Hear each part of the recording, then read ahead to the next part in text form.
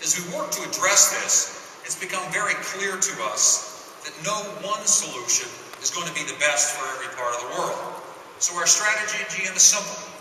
Use advanced technology to offer a broad range of cleaner and more efficient vehicles, powered by different sources of energy, to best meet the needs of local consumers all around the world. How do we do this? Well, first I should note that a lot of the recent big improvements in internal combustion engines, both gas and diesel, rely heavily on advances in electronics, things like improved directed injection, variable valve timing, cylinder deactivation, and others. Beyond improvement to conventional powertrains, the huge opportunity to reduce the global growth in oil consumption, reduce U.S. oil imports, and reduce greenhouse gas emissions lies in the fuel used in our cars and trucks.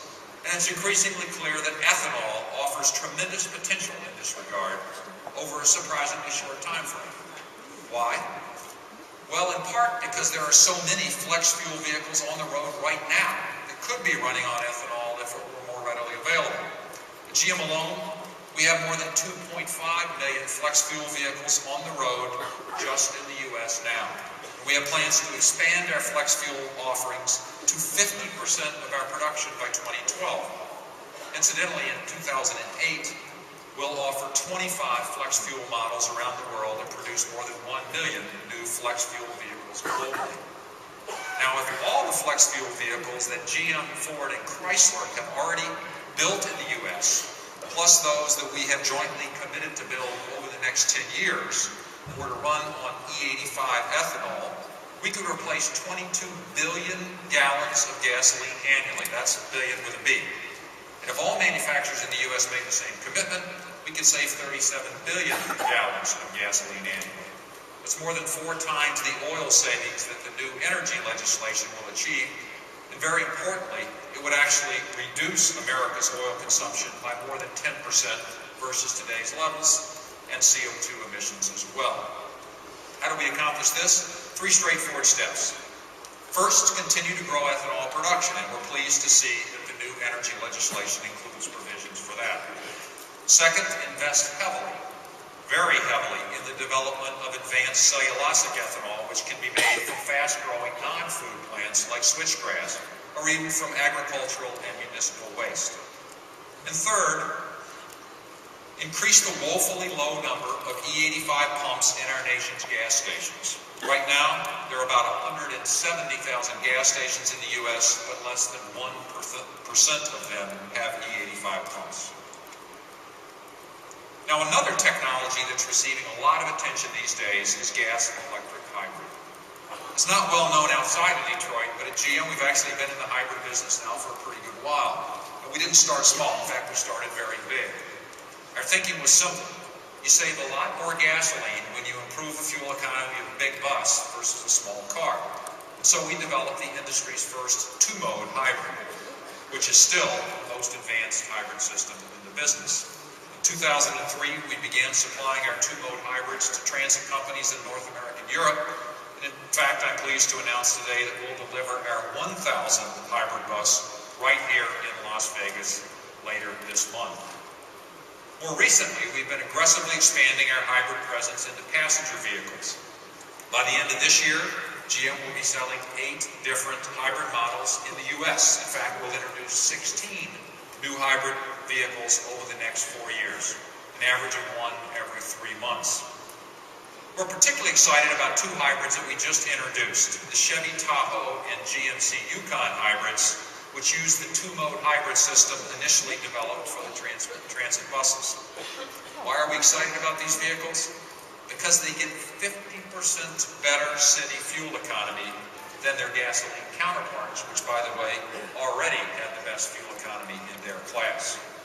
Hard to believe, but the Tahoe and the Yukon 2-mode hybrids get the same city fuel economy as a 2008 Toyota Camry with a base 4-cylinder engine.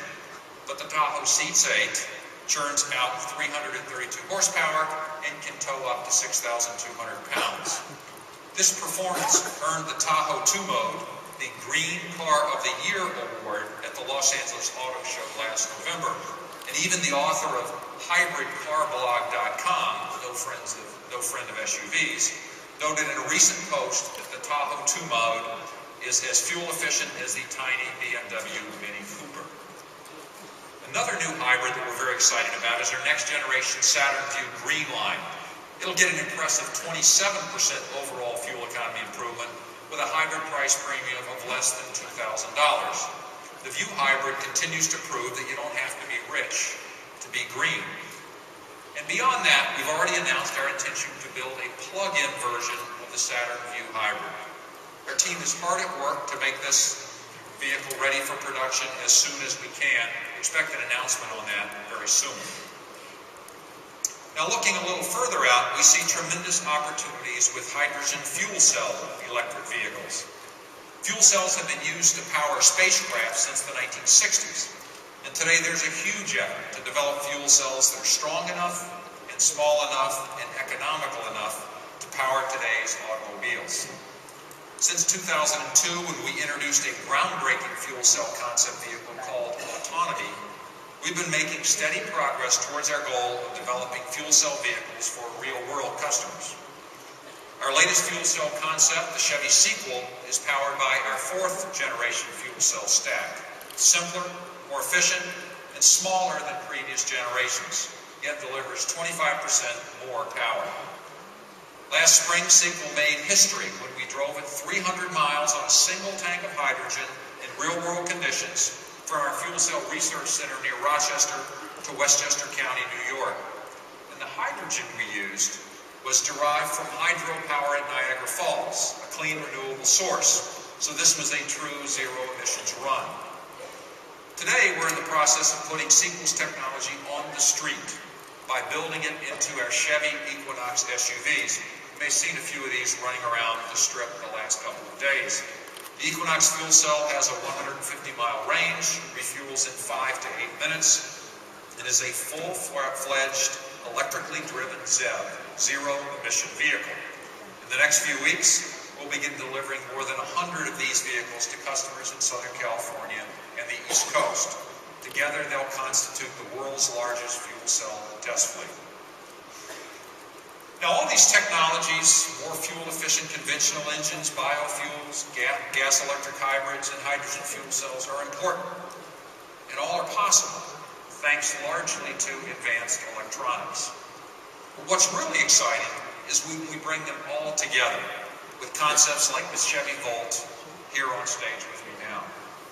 In fact, I think it's fair to say that no concept in my 30-year GM career has created more excitement than the Chevy Volt here in the US, or in fact, around the world. Volt is our first demonstration of a new family of electrically driven propulsion systems that we call E-Flex. The E in E-Flex stands for electric, because all E-Flex vehicles will be driven by electricity. And E-Flex is flexible because it is easily adapted to different sources of electricity. The electricity used to energize E-Flex vehicles can come directly from the power grid, or from a small motor running on ethanol or gasoline, as is the case in the Chevy Volt, or from a small diesel engine like the Opel FlexStream concept we unveiled in Frankfurt in September, or from a hydrogen fuel cell like the Volt concept we showed in Shanghai last April. So, how does E-Flex work? Well, like so many other electric devices, everything begins with a battery. Take the Chevy Volt. Running off the battery, which customers can charge in a standard electrical outlet, the Volt operates as a traditional battery electric vehicle with a driving range of about 40 miles.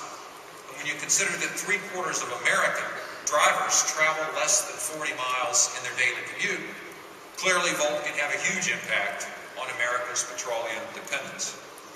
And if the driver of Volt needs to travel beyond 40 miles, the engine generator kicks in to supply the electricity needed to keep the vehicle moving as well as recharge the battery. This allows the vehicle to drive several hundred additional miles, still with a composite fuel economy of around 150 miles a gallon. The whole of General Motors is behind this project. In fact, we have over 200 engineers working on the Volt alone, and another 400 on E-Flex and its various ancillary programs. Here are two of our team leaders.